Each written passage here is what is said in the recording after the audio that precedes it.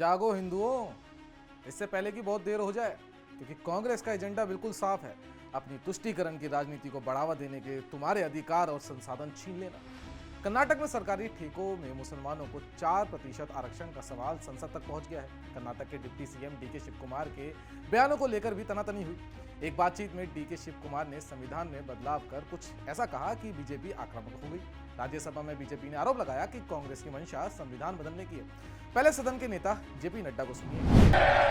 This is a very serious matter और ये लोग बड़े संविधान के रक्षक बनते हैं और ये लोग संविधान की रक्षा करने की बात सारे देश को बताते हैं, ढोल पीटते हैं, वो संविधान की धज्जियां उड़ाते हैं। ये इसके लिए हम लोग करते हैं। साथ ही संसदीय कार्य मंत्री किरण रिजिजू ने भी आरोप लगाया कि कांग्रेस का इरादा संविधान बदलने का है। मैं रिकॉर्ड पे कहना चाहता हूं, उन्हीं के कांग्रेस पार्टी के सिटिंग डिप्टी चीफ मिनिस्टर और उनके स्टेट के कांग्रेस प्रेसिडेंट ऑफिशियली कहा है और आपके कहने पर मैं इसको ऑथेंटिकेट भी कर सकता हूं। और ये मुस्लिम लीग का पॉलिसी 28 अगस्त 1947 में मुस्लिम लीग ने जब रिजर्वेशन पॉलिसी को संविधान सभा में लेके आए थे तब सरदार पटेल ने रिजेक्ट किया था। आज कांग्रेस फिर मुस्लिम रिजर्वेशन के बाद उठा करके बाबा साहब का संविधान का इज्जत को इन्होंने मिट्टी में मिलाने का काम किया। आपको ही पता है इसमें गलत क्या है। कांग्रेस नहीं बल्कि मुस्लिम लीग 2.0 बन चुकी है। डीके शिव कुमार ने खुद ही कहा था कि मुसलमानों को रिजर्वेशन देने के लिए तो हम कॉन्स्टिट्यूशन तक बदल देंगे। अब जब संसद में अप्रोर हुआ तो कहने लगे कि जब बिल पर चर्चा हुई तो मैं तो विधानसभा में मौजूद ही नहीं था। मैंने कभी नहीं कहा कि धर्म आधारित आरक्षण देने के लिए संविधान में किसी भी तरह का संशोधन किया जाएगा।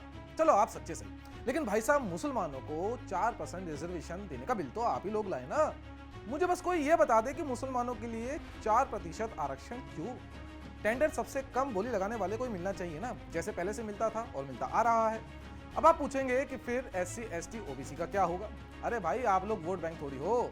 जो असली वोट बैंक है उन्हें अपील भी तो करना पड़ता है, क्योंकि पता है वहां पर अगर थोड़ी फ्रीबीज देंगे, थोड़ा आरक्षण देंगे तो वोट मिल जाएगा। अब संविधान खतरे में नहीं होगा। अब राहुल बाबा नहीं देखेंगे और नहीं दिखाएंगे आपको वो संविधान की कॉपी लहराते हुए। अब बीजेपी के लोग संविधान नहीं बदलेंगे। अब जाति जनगणना की बात भी नहीं होगी।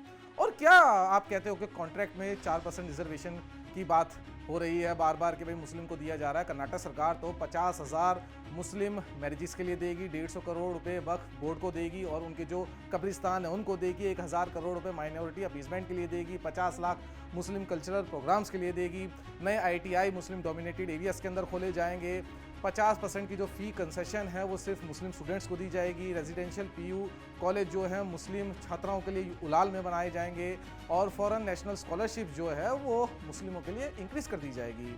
बेंगलुरु का जो हज भवन है उसको एक्सपेंड किया जाएगा, सेल्फ डिफेंस की ट्रेनिंग मुस्लिम छात्राओं को दी जाएगी। और फिर अब इसमें हंसें या क्या करें, लेकिन आपको एक बात समझनी पड़ेगी कि कांग्रेस की राजनीति सिर्फ तुष्टीकरण और हिंदू समाज को बांटने तक ही सीमित रह गई है। संविधान बदलकर मुस्लिम आरक्षण देना और सनातन का अपमान करवाना इनकी मानसिकता बन चुकी है। भारत की एकता और अखंडता के लिए कांग्रेस सबसे बड़ा खतरा बन चुकी है। बाकी आप लोगों का क्या मानना है हमें कमेंट सेक्शन में जरूर बताइएगा। अगर आपको ये वीडियो पसंद आई है तो लाइक करें, शेयर करें, सब्सक्राइब करें और जो बेल आइकन है उसे दबा दें। और ऐसी ही तमाम खबरों के लिए बने रहे आयन भारत के साथ। आयन भारत देखते रहें।